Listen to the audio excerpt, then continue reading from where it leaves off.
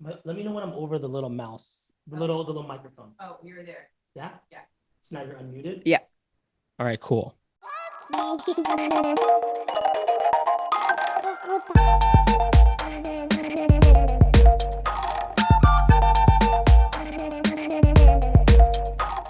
Hello, everybody. Welcome to another episode of Long Form Conversations, the podcast where we talk about long form improv. This is a very special episode. This is our first nighttime shoot. So we're actually doing this episode in the evening after the sun has set. It's been a whole thing with the lighting and making sure this production looks good. But sorry, it's been a while since we've had an episode. Obviously, if you haven't heard, Los Angeles has been busy. We've been doing our the Herald season has just ended, and when that happens, a new season is going to be unfolding, and they have to do a lot of auditions. So the whole city is tense with the looming improv auditions over us. So that's why it's been a while since we have an episode. But I figured today would be a good episode to kind of cleanse our palate, get our minds off of that, and talk about something more fun, more open. So this will be the last we mention auditions for a while. And my guest today is going to help us do that. We have a couple of fun topics in store. This is a very talented improviser, comedian, and gold star reality TV watcher. Please welcome Meredith Dillon. Yeah, that's me. Hi, David. Thank you for having me. Yeah, thanks so much for making the time for coming in on us Thursday evening. Yeah, I work during the day. Funny enough, I didn't have to go into work, but basically I have to be like on call between 9 and 7. I'm an assistant, very glamorous life of an assistant, picking up dog shit and picking up my boss's retainers from the orthodontist. Very fun stuff. You never know when that call's gonna come in. You never know when that call's gonna come in. She needs me to go buy her a box of vapes. You never know. Say box of vapes? Yeah. Okay. She vapes like a chimney, and I buy her boxes of vapes. And sometimes if she's in the right mood and I play it just right, she will give me one for free. That's wild because and yeah, I guess we're getting to that point where a lot of executives, a lot of higher ups are millennials now. Yeah. Well, no, she's like 55, but she chain smoked for like 25 years. But anyway, very cool. Neither here nor there. I'm happy to do it in the evening. Yeah. Thank you for having me in the evening. Yeah, of course. Yeah, I was just mentioning, I was just thinking when I started off, when I first moved to LA, I was also an assistant. But that was like coffee, lunch. Most of the people that I was working for were, probably Gen X, maybe early bloomers. Yeah. And it was just like, like dry cleaning the casual stuff. I'm curious what people are having people do now in the internet age. Well, my boss, we have kind of a love-hate relationship. We're definitely in a love phase right now. I've just kind of taken the job for what it is. Last summer, I was really unhappy at my job and I really wanted to quit. But then this year, obviously, a lot of my friends who have jobs across all different kinds of industries have been laid off. So I'm like, you know what?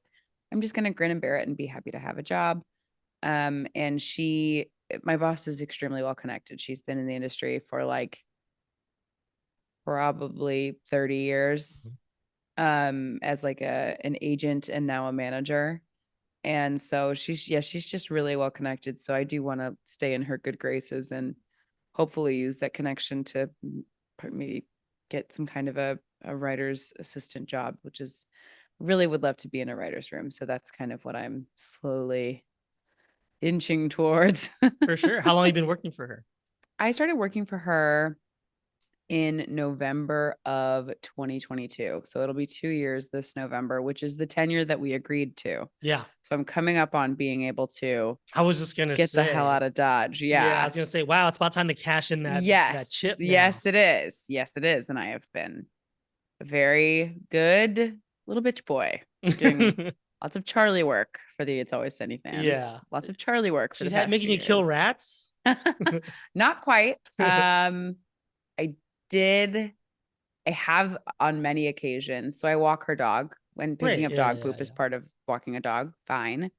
The dog has a terrible habit of eating underwear. So I have many times picked up my boss's underwear in dog turd form off the sidewalk.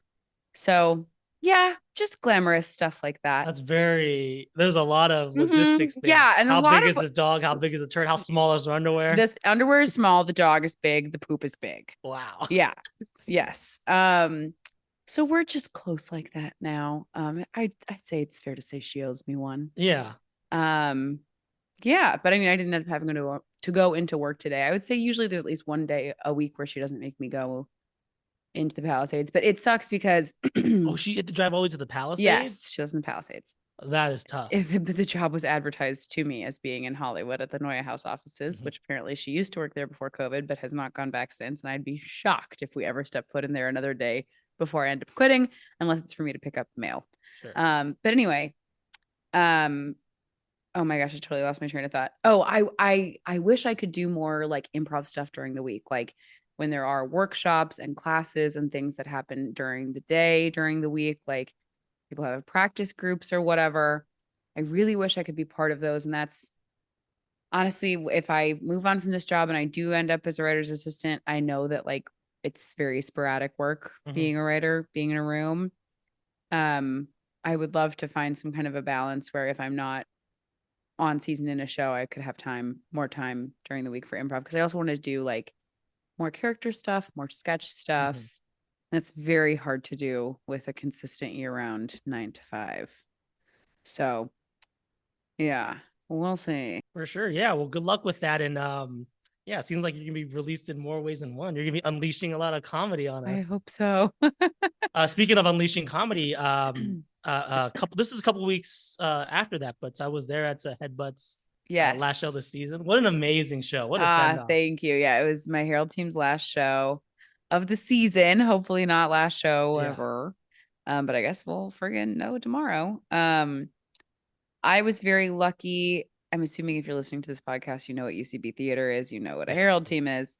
I was very fortunate to be put on a Herald team with all first year Herald people. And we just happened to all really love each other and really get along.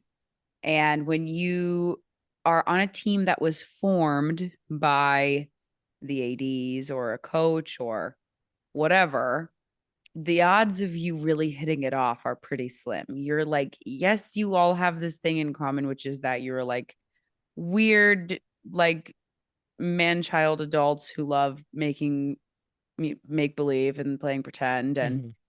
getting together to really seriously practice being as stupid as possible. Um, but there's still a lot of different kinds of people under that umbrella of improviser. So we're very fortunate to love each other a lot and to really get each other and support each other. And I do really hope that we get to stay together.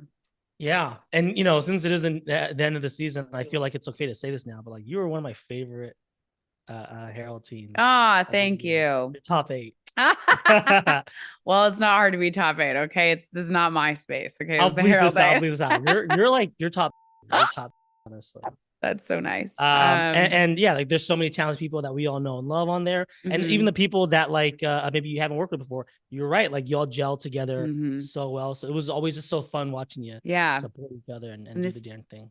well, thank you. I'm really glad that you enjoyed the shows. And this was my third time being on a team that was assembled by the theater Mhm. because prior to being on Herald Night, I was on Mess Hall spring of 2019 and I believe spring of 2020.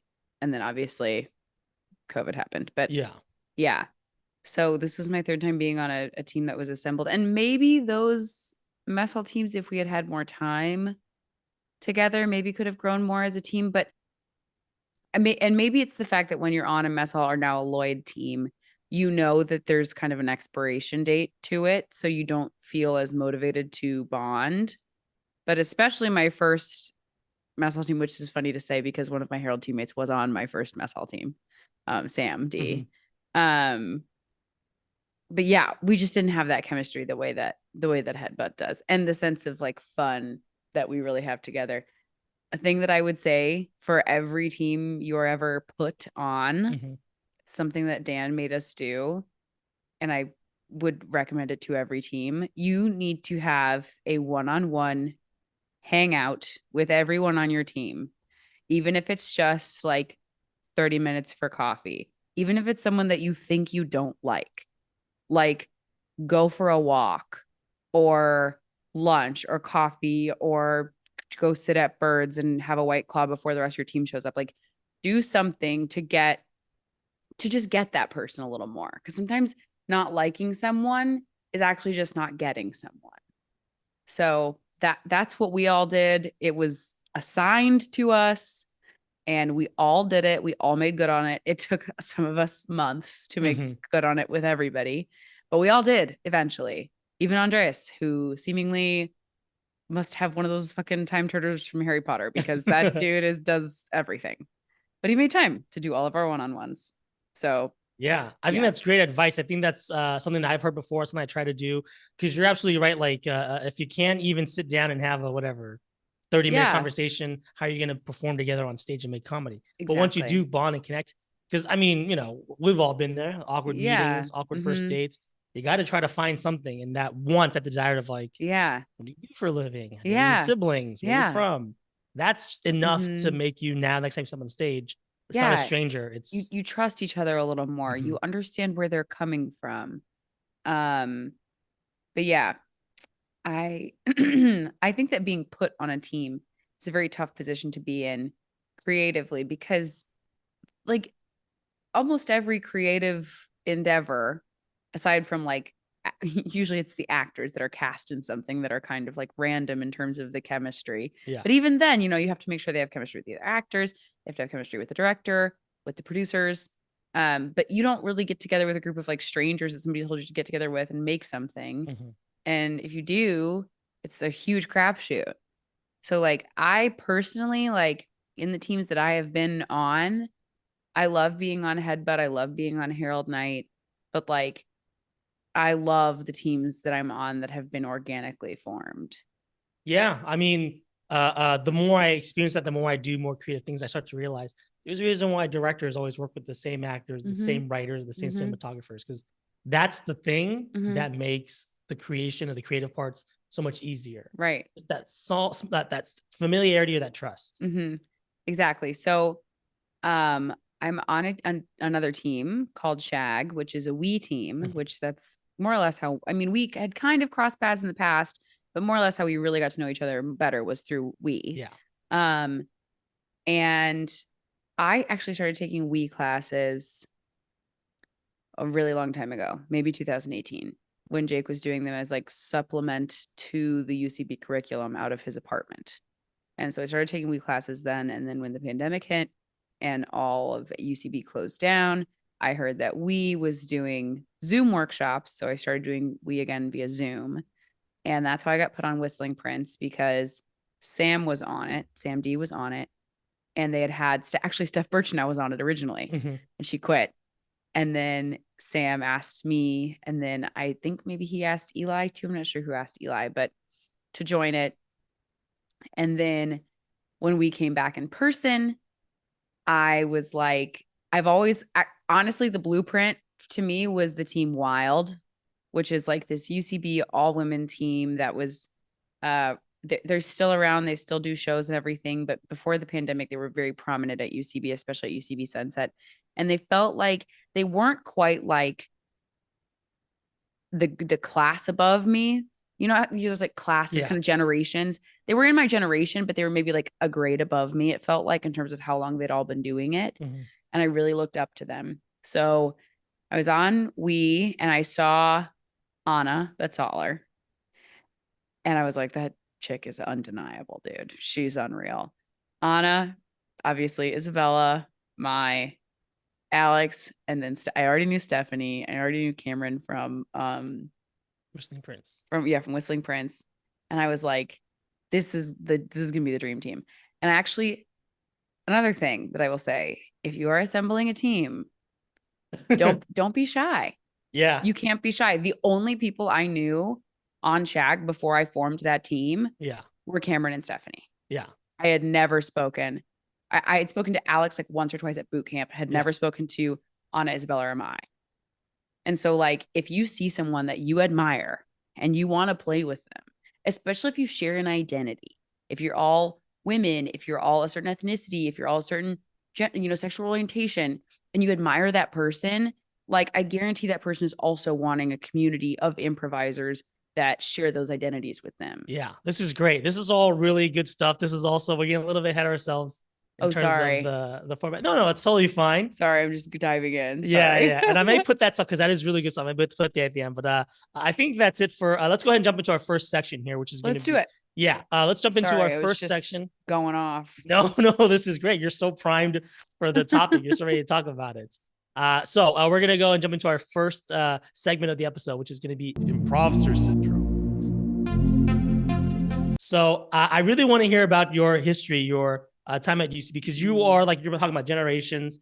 You're a generation above me. In fact, I don't know if you remember this. But you don't remember this.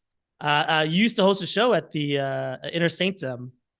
It was a three prop. You were a three prop team. I forget what the name of the show was. A three prov team at the Inner Maybe there was Sanctum. more. Maybe there was just I three think of you. I was it a jam or was it a show? Well, I just remember going there, and it felt like the people above me were all putting together shows at the Prop House or at Inner Sanctum, and that's how I first became aware of you. That's why when I saw you at I was like, oh, here's a good improviser. That's crazy. Oh my God, that's so nice, David. Thank you. Yeah, absolutely. But let's go ahead and dive into your journey. Yeah. My improv tell me how journey. you got started and how you got to where you are now. Sure. So, okay, let's take it way back. Where do I even start? Okay, when I was in high school, I did like all the plays and everything, obviously. And when I was a senior in high school, I went to the Illinois High School All-State Theater Festival. And it was this thing that it was fucking awesome. It was like at one of the universities of Illinois, either like ISU or U of I. And when I was a senior, when I was there, they had basically tryouts for like an improv team and a bunch of kids. I mean, this conference is like thousands and thousands of theater kids. It's like the funnest theater kid thing to do ever. And you stay at like a Drury Lane Inn and like piss yourselves laughing. It's the best. But I auditioned for the improv team there, and like hundreds of kids went out and they took like, I think 20 of us, 10 boys and 10 girls. And so that's for the first time I was like, oh, I'm kind of good at this. And then it was just short form games, but we played to like a university auditorium. So we're doing like there's 20 of us doing short form games to an auditorium of like 1,000 kids. Wow. And it was like, because you could choose what shows and stuff you wanted to go see every night. And people kept coming up to me being like, oh my God, I couldn't get into the improv show. We all wanted to go to the improv show. We couldn't get in. It was packed. Were you mic'd? No, I probably not. That's probably insane. not. We were just projecting. If you know me, David, you know I can project. Oh, if there's one thing I know about high school theater kids is that y'all can project. I'm sure there was like some lav mics or something like that. But that was the first thing that made me feel like I have a knack for this. I love this. This is so cool and thrilling. And then, oh my God, my boss is texting me. Too late for that. But I came to LA again when I was in college. My last summer of college, I came out here, and I took class at the Groundlings.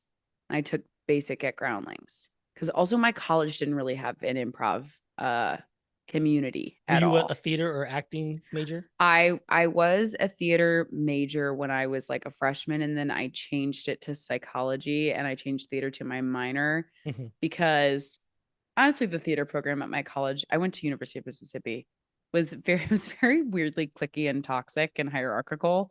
And I'm like, you guys know where we live, right? This is kind of, can we all be so fucking for real right now? Yeah. And then yeah, I did eventually take like one improv class. There was like some well-meaning professor at my college who tried to teach an improv class. Looking back, remembering him trying to explain game was so funny and wrong. Oh no. God bless him. Okay, I took basic at Groundlings. I passed on my first try, which they say is not the norm. And so then when I came back out here, when I moved out here permanently after college, I then started doing class at UCB, and I did like the entire UCB curriculum in like a handful of months because I did 101 and 201 as intensives because I just had like a restaurant job or something. I wasn't working a lot. And I'm guessing you moved here for acting as well, right? I moved here for acting. So yeah, I did 101 and 201 as intensives, and then you couldn't do 301, 401 as intensive. So I did those as full curriculum. And then I also at the same time was taking intermediate at Groundlings. Mhm. I passed that as well on the first try, which I was very proud of. And then by the time I got around to taking advanced at Groundlings, I had already completed the entire UCB curriculum and was on a mess hall team. So when I went back and took advanced at Groundlings, my teacher was like, Meredith, like, it's clear that you like get what you're doing, like, you know what you're doing, Mhm. but you never enter a scene with character. Yeah. It's because I had like been doing the UCB approach forever. So if somebody steps on as a character, I'm going to step on and be a straight man. I just wasn't used to it. So I ended up not being passed through advanced, but I was like, you know what? I'm just going to go all in on UCB. Took a bunch of extra classes at UCB, like, and then I started taking Wii classes as well on the side. So let's slow down just a little bit, because I think everything you're saying is great and really relatable. I wanted to ask about that jump between the two, because I've also done the both, and I think it is very hard to shift mindsets. And even for people that come to LA and jumped into, whether you're doing UCB or we just or shared experience or whatever, like there's these different philosophies. And like how was it for you? I mean, you kind of made a nice like decision to like cut one off, but do Yeah. you remember at that time, like, was it like a juggle both, or did you have a hard time reconciling, like, oh, I gotta let go of this groundlings pursuit? Well, the thing about quitting Groundlings, I would love to go back Mhm. and try to do it again. But the thing about Groundlings is that okay, so usually they have a 1-year expiry date on retaking a class or taking the next level of a class. Andres said that I could maybe petition to have an exception made because I'm successful at UCB. But even if I were to repeat advanced, make it into writing lab, make it into advanced writing lab, it is possible that you finish advanced writing lab and you have paid this theater like $2,500 worth of classes at this point. Mm-hmm. And they just say to you, that's all. Goodbye. Thank you for the money. Mm-hmm. Sorry. No stage time for you. Goodbye.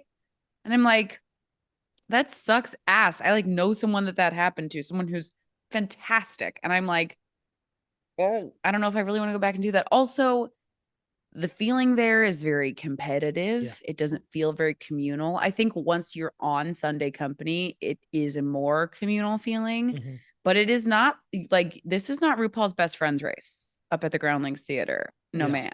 It's pretty cutthroat. Everybody's trying to get that top four. Yeah, everybody's trying to get that top slot. Everybody's trying to be crowned America's Next Drag Superstar. So this is kind of the same, maybe the same feeling you were feeling at University of Mississippi. Very Yeah. cliquey, very toxic. Yes, kind of. Except for like at Groundlings, it felt like there weren't even cliques. Like just nobody, like, You're kind of in it by yourself. yes, you're Yeah. kind of in it by yourself. And you maybe kind of hang out with the people in your class while you're doing the class, Mm-hmm. but you don't like make friends. Yeah. You make like acquaintances. There's no infrastructure to keep you all together. Exactly. And there's no opportunities for students to perform or to participate in anything outside of just the class or like a powwow or whatever, which again, it's a great way to make some acquaintances who you will later see get signed to CAA and be like, why didn't I spend all quarantine making front-facing comedy videos? I'm just kidding. Caitlin Riley and Alina Bach are great. Wow. I was gonna say, this is so specific. It's gotta be true. You got those names loaded up. But yeah, it just, there was so much more sense of community at UCB. And I was like, I'm doing this in part in hopes to advance a career, but Mm-hmm. in large part to have fun. Yes. And to have a community. And UCB just had that in spades. So how well did you, I know you had some background with improv in college with game, but how was it now adapting and getting used to it at UCB? Did you adopt it? Did you pick it up pretty well, pretty smoothly? I think I did. Yeah. So like base reality stuff was really grilled into me at Groundlings. Like in my basic class at Groundlings, I think every single person in the class cried genuine tears at a point during the class because the teacher was so hard on us about technique. Our teacher was Karen Mariyama, who usually like directs the senior shows. I have no fucking idea what she was doing teaching that class, but she was scary. She was amazing and iconic and legendary and inspiring, but very scary. So I wasn't scared about the basics. So I was like, okay, I can just spend my time trying to wrap my head around this thing called game. And I think so. I took 401. I want to say I took at least one more advanced study class before I was on a mess hall team. Mm-hmm. So it took me a while to pick up game. I didn't pick it up like that, Yeah. but I also don't feel like I really struggled with it, Mm-hmm. you know? So yeah, I think I picked it up about at the pace of the average bear. But I think that for me, game is like a tool. But ultimately, I think what makes me a good improviser is kind of like, God, this is such a toolish thing to even, what a toolish way to start a sentence. I think like the specifics that I bring are a big strength of mine. Oh, what a tool. So it's what a tool. What absolute tool. So yeah, it's kind of like I kind of had to learn how to make my strengths work within the technique, and that's what takes longer. Yeah. And I will say, just as a fan of yours for a long time, you do that very well. You bring in specific places or specific, TV shows, references, whatever. Thank you. It is very natural. Would you say that that's something you had to work on, or no? The specifics comes extremely easy to me. That's like the only thing that comes easy. And to is me. that maybe like your acting training, where you're more what's that term actors like to use? Like you're more like unencumbered or whatever. You know what I mean? Yeah, like uninhibited. Yeah, that's the word I'm looking for. Yeah, like you're more uninhibited to like be yourself. Maybe, or I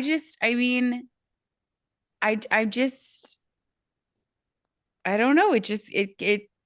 Once I learned that it's so easy to just be like, instead of like, what do I want to get for dinner? Oh, what are you going to get? What are you going to get? And so just be like, oh, I was going to get the chicken. I'll be like, I'm going to have Miss Marty's coconut shrimp with the spicy dipping sauce. Yeah. Like just something more specific is just easy to come up with for me, Yeah.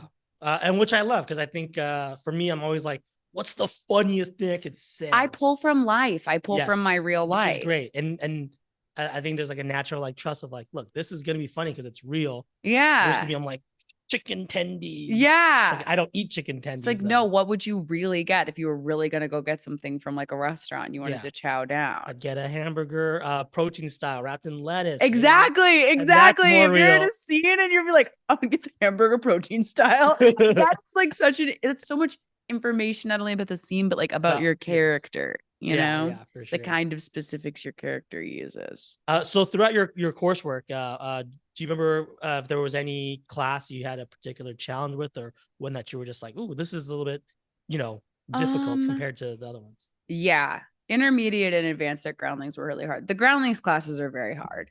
Yeah. The UCB classes. Well, what would you say it was specifically about that? About Groundlings classes? Yeah. They are very exact in what they want. And they tell you the whole time. I have no idea how true this is, but they tell you when you're a student there that like whatever, a third of you are not going to pass the class, or like only a third of you are going to pass the class, or something like that. They do still say that. Yeah. They say something like that. So that kind of puts you in your head, and you are really trying to be perfect, which I think when you're doing comedy, trying to be perfect is kind of like the enemy. Because the second you're in your head, it's so much harder to say anything funny because you're not confident, And I think confidence is a huge piece of pulling off any kind of comedic delivery. Yeah. And like there's this thing too, I will say, great that you were able to pass both of them at your first try. Thank you. But I've taken basic and intermediate, and I've had friends now at this point, they've faded into acquaintances, but like, yeah, they didn't pass the first try, and they would a couple times. They kind of want to desensitize you to the critique and to the failure, which again, I don't know how healthy that is, because then you have this opposite story where you do well, and then you kind of hit a wall, the wall like later on, and then it's harder to recover from. So I don't know, like there's so many things about it that is so distinct from any other improv experience you may have back home, or at UCB or whatever. Yeah, my classes at UCB, I think that I think 301 and 401 are hard for everybody. If you are just kind of, new to the game style of improv, it's hard to wrap your head around at first. It's so hard to even think back to how I felt at that time because it's almost so second nature now. I say that and still get notes on game every single show. Yeah. Obviously nobody's perfect, but yeah, I think I did struggle a bit in 301 and 401 because I wanted to be perfect. I wanted to be the best. I wanted to be the most perfect. And they used to give you grades. I don't know if they still do that. At UCB, they would give you like, I think it was like A, B, or C or something like that. But like it was one of those things too where like 90% of the people got B's. Yeah. It was very hard to get an A or a C. I actually think I got A's in 101, 201, and 401 and a B in 301. Oh, yeah. I think either that or a B in 401 and an A in 301. Yeah. I only got one B. I remember, and I was like, I was mad about it too. I was like, I'm Meredith Dillon. I'm a straight A student. I'm a straight A improviser. And that's also the kind of child that I was a very straight A student. So yeah, not surprised that it carried over. Once you finished UCB, you mentioned that you're also taking and so like what was that era like for you in terms of like forming teams, booking shows, finding your community? Right. So the longest running team that I am on is a team called Free Puppies that plays every month-ish at the clubhouse. We only have one show a month. So if we don't have the numbers, we don't do it. Like we didn't do it for March because half of us were away. But Free Puppies, I actually met through a friend that I met in my 101 and 201 intensives. This guy named Sanyam, who later introduced me to my fiance. So I owe him a lot. But he introduced me to this guy, John, who was on this indie team called Free Puppies that had already existed for a few years. And it was these 4 guys who had all met in like 401, who were maybe five-ish years older than me. And they had just had their one girl quit the team. And they were like, this is a bad look. We need another woman. Get that one girl. Yeah. So or they had one girl left and they used to have 2 girls and they were like, well, we don't want to just be 4 dudes and 1 girl. We need at least one more girl. So Sanyam to John was like, I took class with her. I can vouch for her. She's great. You should have her on the team. And so I did a practice with them. That's another thing, that general piece of advice. If you're wanting to add somebody to your team, don't be like, you're on the team. Be like, why don't you come to a practice and see if we have fun. And then we can talk about it from there.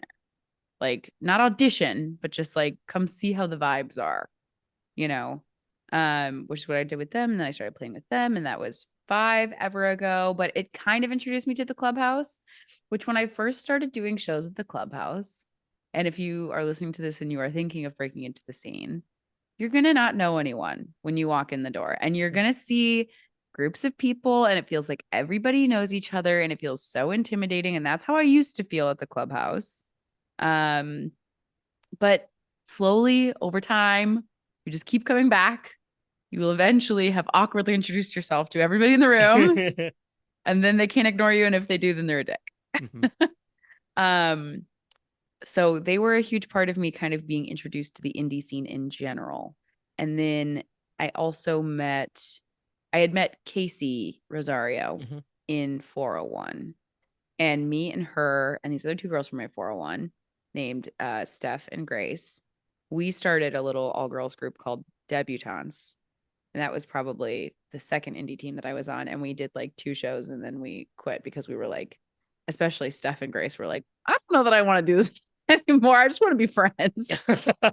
But we used to play shows all the time with this team called Rhiannon, which was Sam D and Sean Smith and Brandon from 2G. I can't think of his last name.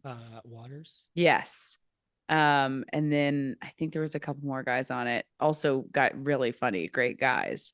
And so it's just funny thinking back, like we were all fresh out of like 401 doing shows at the clubhouse together. And now, a handful of us are on Herald Night. So just meet funny people and do shows with funny people. And if you see a team that you think is cool, be like, hey, do you want to do a show together? Yeah, that's what Debutantes and Rhiannon did. And we did like 2 or 3 shows. We did like so few shows. Maybe you saw Debutantes at the fucking Inner Sanctum back in the day. But yeah, I think that's really good advice. And I don't, hopefully there's people doing that. We're still part of the indie scene kind of. And Oh, for sure. I don't know if we 100%. see as many teams come through that aren't like we just teams, unfortunately.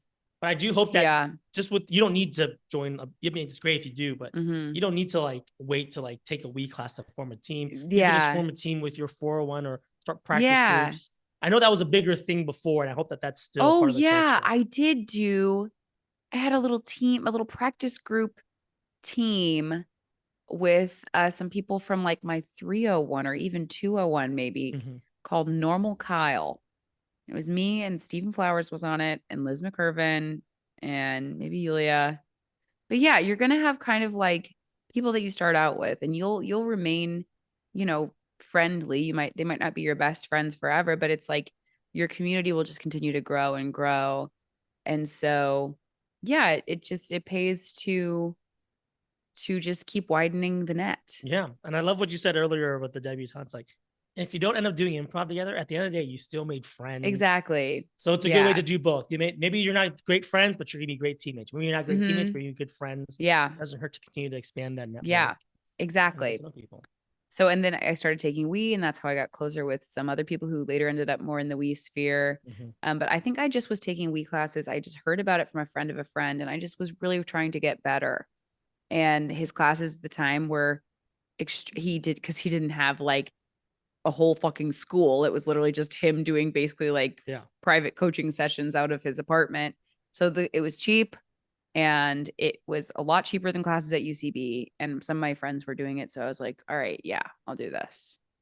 And I'm glad that I did, because ultimately it led me to, being I feel like a big part of the we community now, which is a community that I love. So yeah, absolutely. I think speak for most people when I say it really carried us from the pandemic back to where we are now. Absolutely. A good transition back into in-person improv. Absolutely. When I saw people in like 2022 who were like, I haven't done improv since before the pandemic, I was like, you better catch up. All right, great. Well, thanks so much for walking us through your improv journey. We obviously, there's a couple of audition things that would also be part of that story, but I think for this time of the year, let's not talk auditions. Let's not talk about it. Yeah. But what I want to do now is jump into our topic of the week. This is a great topic that you wanted to do, and you've already alluded to a couple of it throughout your episode. I got excited. I didn't know I was supposed to wait. But we want to talk about forming teams, forming practice groups, a very important thing, something that you've done a lot of, I've done a lot of. Yes. And I want to preface before we jump into the topic of like tips and tricks or whatever. I just want to mention that for some of you out there that's are going through these classes, maybe it is hard to meet people. Maybe you are going to the clubhouse and like you don't really know anybody. I think we all start there. And I don't know if this is going to make you feel better about yourself or worse or whatever, but like I was never asked to be on a team or a practice group that I didn't start myself. So that's a really important thing. If I kind of took that to like, oh, I must be a bad improviser because nobody wants to ask me to join the group or whatever. Like, and then I would be still stuck taking, another UCB class, waiting for people to ask me. Totally. Conversely, though, because I was able to, get people's email addresses, get people's phone numbers, start back in the day, Facebook groups or nowadays, group me chats.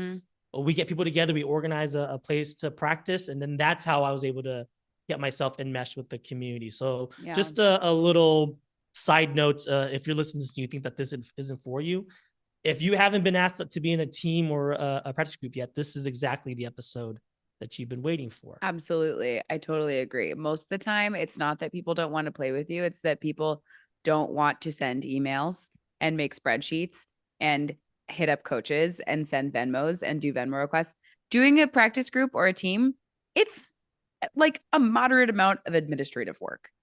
And if you are willing to step up and say, hey, I will do the administrative work, you will be shocked. The people that will be like, okay, amazing. I didn't want to do it and I want to practice. So let's practice. You're like the linchpin. And also with that, once everything does get settled out, once we do have everybody's contact, a time, a date, a coach, the last thing we want to do is upset the balance by adding someone new, which is why if you ever thought that some teams or groups are cliquish, it's a human nature thing. Like, why would we want to, It's scheduling. It's like Mhm. 99% a scheduling thing. It is really fucking hard to find a time that works for 6 to 8 adults with jobs and lives.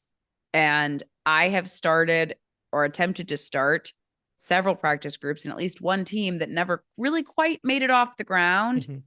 because we just couldn't get on the same page scheduling wise. We couldn't find a coach that was on our same page scheduling wise.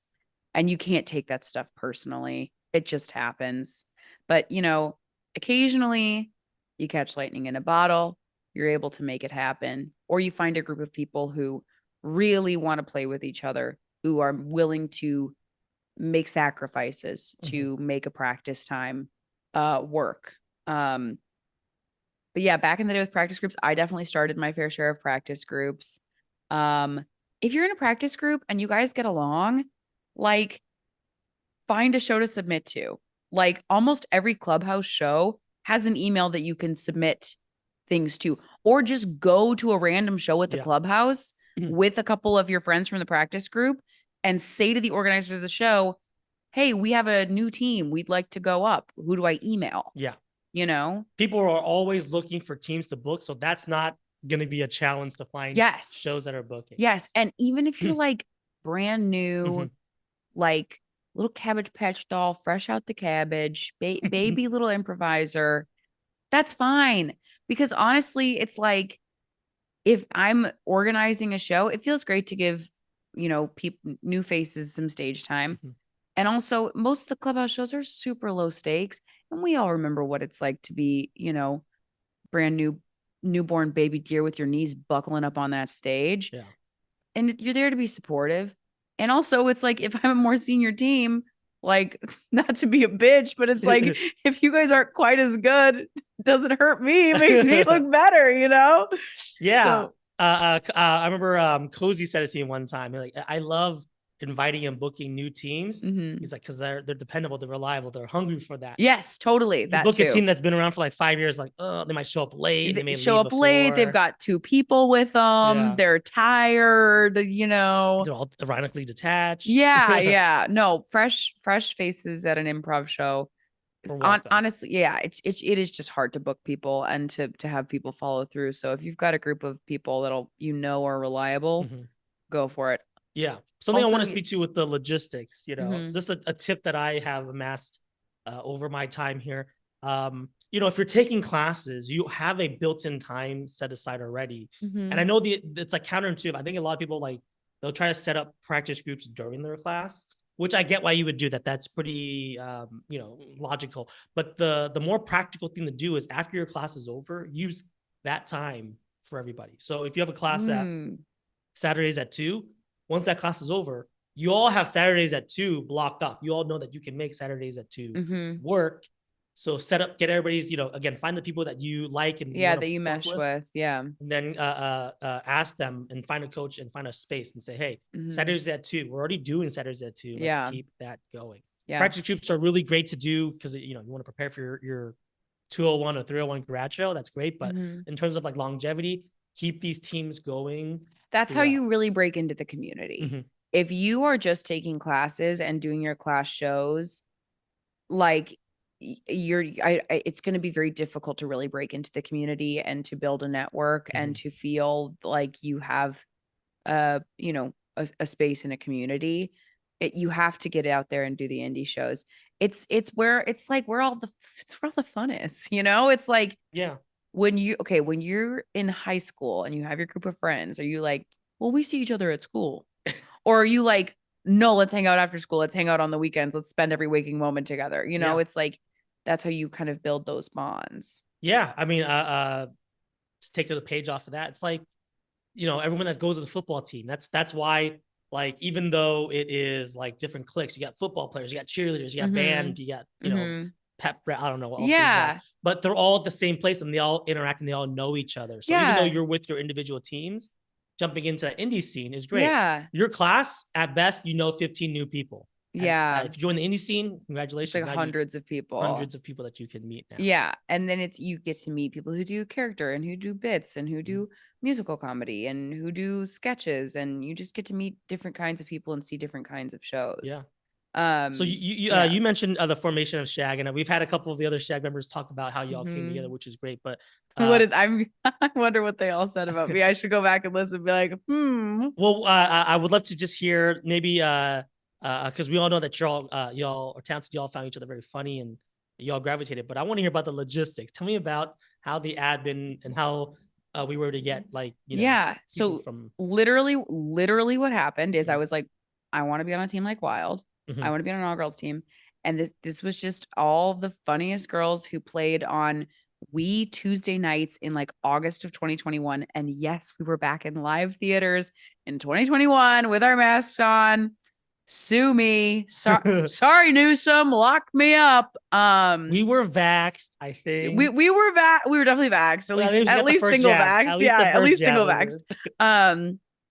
But I was like, I want to be an all women team. I want it to be fucking heavy hitters top to bottom. And so I think the first person I asked was maybe aside from Cameron and Stephanie, because I already knew them, maybe Alex Bigelow was the next one I asked because I had met her at boot camp at the clubhouse. And I was like, do you think I should ask like Anna and Mai and Isabella?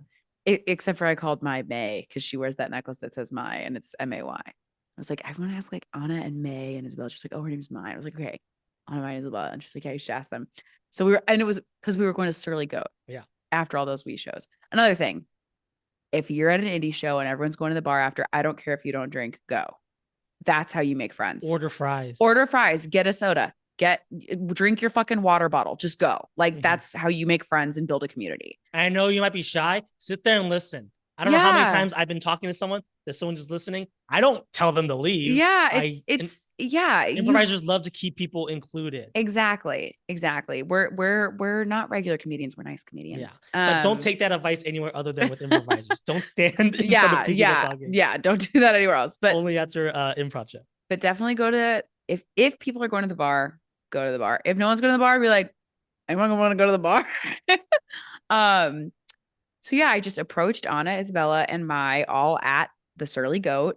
And this was like right after COVID kind of was starting to get lifted. So we all were going out to like 2:00 in the morning every fucking Tuesday night because none of us were like back to jobs or anything yet.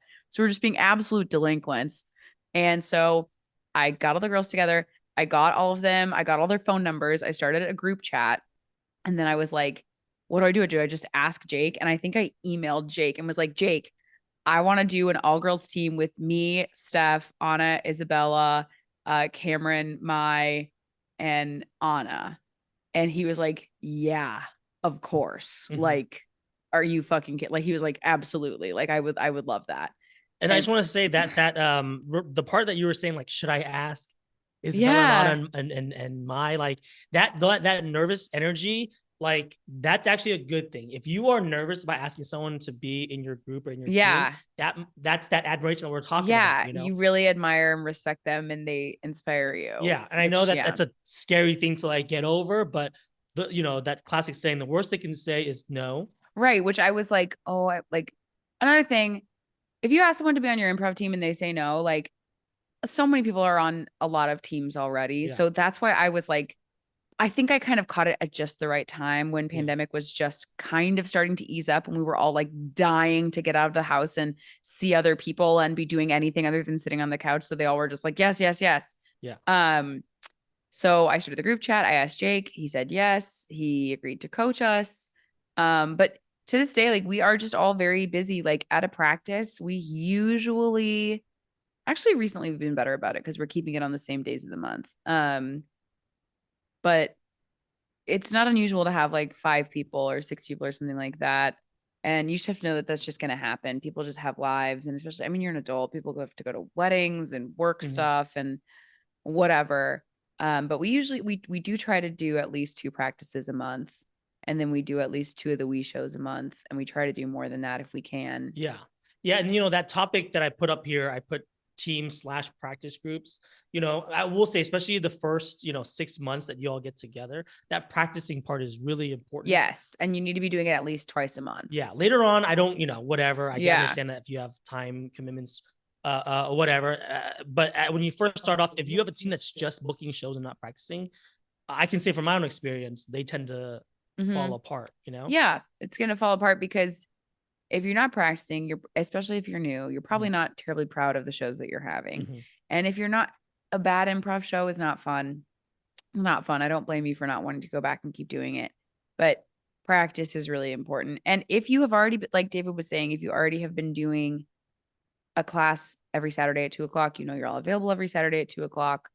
And, let's say from your class, you get 4 people to join. Maybe from your 301, you have a couple people that were interested, and then as long as you have I would say for a practice group starting out, you need 8 people because at least because people are not going to come. People are going to flake. Yeah, that's a really good point. A lot of times, don't make your team too small at first. Everything shrinks over time. So if you have a practice group or a team of 8 in a year, good luck having 6. And that's why I always encourage to do more than you can.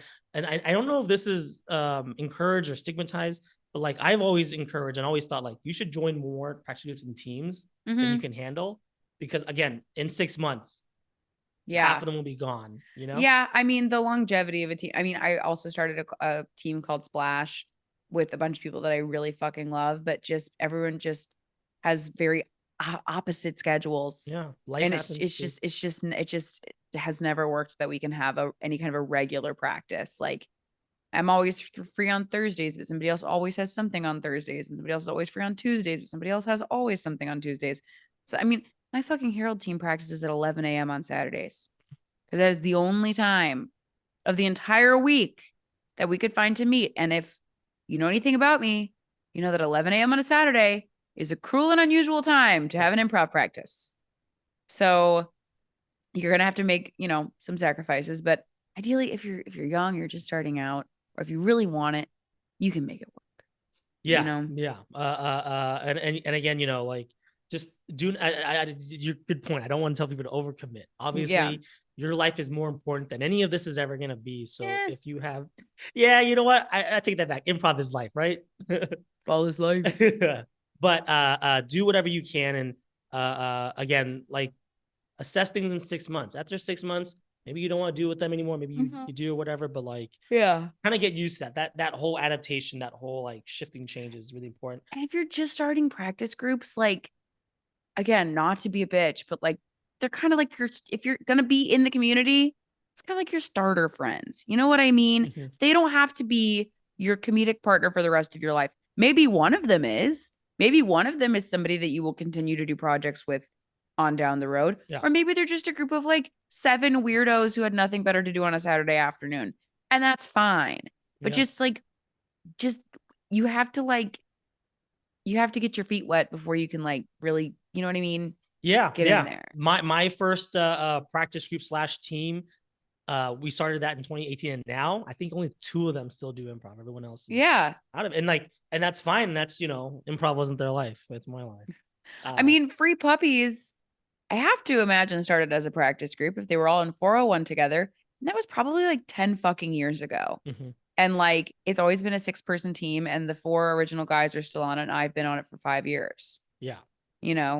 So you just never know. Just take a chance. And seriously, if you see a group of people that you admire, especially if you're all at a similar stage in your journey, especially if you're exiting a global pandemic where you're all desperate to get out of the house, just ask them. If it's a no, they'll say no, but just be okay, this is crazy, but I'm obsessed with you. And would you ever want to be on a team together with the heroes of 3 other people that I've asked?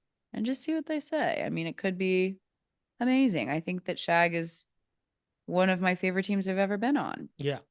And I think, like we were saying earlier, just ask. And I think most people will be flattered. Most people will say yes. And then once it comes down to scheduling, maybe things don't happen or don't take off. Yeah, but don't be upset. That's just right now. Who knows? In a year from now, starting another team or they're starting another team. Yeah. And because you asked them, they're going to think about you and think to ask you. And if you're having trouble getting a team going, take something like take something like or, do something like the shared experience, do something to introduce yourself to a wider pool of people. Yeah. Get some type of regularity. If you can't do it with the group, taking a workshop with we just or whatever, Yeah. that does create some regularity. Like boot camps, you were talking about boot camps. That's how Yeah. you met some Mhm. folks. So And with We Just and We too, if you do those shows, if you're in the workshops, you do the shows. And if you're in the shows, you're meeting the community. So you can scope out people that you get along with and always, always, always go to the bar.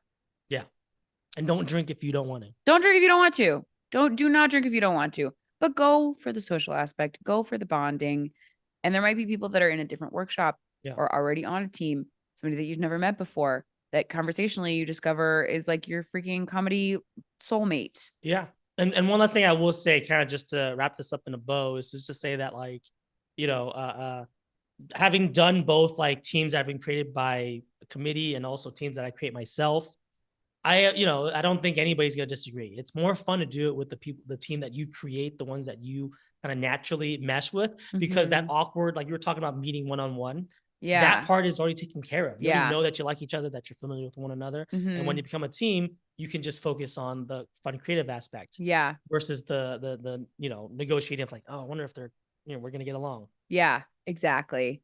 Start your own practice group. Let the practice group become a team. Don't force it, but if it works, make it a priority. And if you feel that the team is slipping, but you know it's something you all really care about, don't be afraid to be like, can we just regroup and see what we want out of this? Because I'm committed to this. And if other people are not, I understand. But like, let's get on the same page. Yeah. So yeah, be on the same page. And I think right now is just a great time to do that, open up the discussion or whatever. So yeah. Any other last words about starting teams and groups? Just just be confident and don't be shy to ask people. Really, all the worst they can say is no. And it's not a freaking date, it's a practice group. So shouldn't be the end all be all. Yeah. And if you don't like your coach, get a new one. Yes, we didn't even don't suffer through practice groups with a coach that is boring or confusing. We didn't even talk about coaches. First of all, do you coach? I do coach. First of all, hire us. But second of all, yeah, like there's so many coaches. Pretty much every teacher is a coach, and almost every improviser is a coach too. I mean, I just started coaching. I'm a baby coach, but yeah, lots of people coach. If you don't like the coach you have, get a new coach. And if you don't like your practice group, quit. And start a new one. Yeah, if there's somebody you want to play with, just ask them. All right, great. Well, that has been our topic of the week. Yeah, I know you gotta get going soon, but we have one more segment. It's a very quick segment. Okay. It is gonna be our hot improv takes. Woo! All it is a quick, like, you know, the opening, the rant. You're just gonna do a quick 1 minute rant on an improv trend that you want to see more of, less of, or stays the same. Got it. And I can go first in case you don't have one queued up. You go first. I think I have one, but I want to see what you do first. Okay, sure. Hot improv take. Sit down if you're in a show. No one thinks you're cool for standing at the doorway or leaning on the wall. I know that's not a comfortable way to consume comedy. At home, are you leaning on the wall watching TV? I really doubt it. I know you're just trying to seem cool. Like, I don't need to sit down. I have knees of a 21-year-old. Just sit down. It's distracting. Every time you shift weight or you lean against the wall, because then the wood creaks a little bit. So I don't know. I don't know what you have against sitting. If sitting is an issue for you, I understand, and I'm not calling you out. But if you're able to get up and get down out of a chair pretty easily, just sit down. Wait for an edit and then just sit down. It's much more, I think, more polite. It distracts me when I see people standing, and even in the audience, it distracts me when people are standing. So that's my hot improv take. I don't know. I just had to come up with that one, but well, yeah. It bug me. And if the place is absolutely jam-packed full, take a lap. Yeah. Just take a lap. Yeah. Sit in someone's lap. Pick a stranger. Sit right on their lap. Sit on stage. Yeah. Okay. I will say, if you're going to sit on stage, you better sit crisscross applesauce. And if you cannot sit crisscross applesauce, you should have got here earlier. Yeah. Okay. Here's the thing that I'll say, and this is crazy. Here's my improv hot take. I think saying a funny thing and then editing the scene yourself should be fine. I think that should be allowed. It is genuinely considered unbelievably rude and cocky. But sometimes I have a little button that I want to say. And then I want that to be the end of the scene. And it's like, yeah, I know that it's a possibility that I'll say the thing I wanted to say, and then somebody will say something that makes it even better. And that's fun and awesome when it happens. What sometimes happens is a teammate, it's not even just me, okay? I want everybody to be able to do this. A teammate will come out, say something great. We have no idea how to respond to it. Somebody waits like 5 seconds to edit, and then it's like we're going out on a tss instead of a bang. You know, I think self-editing after you drop a funny button should be allowed. Stamp.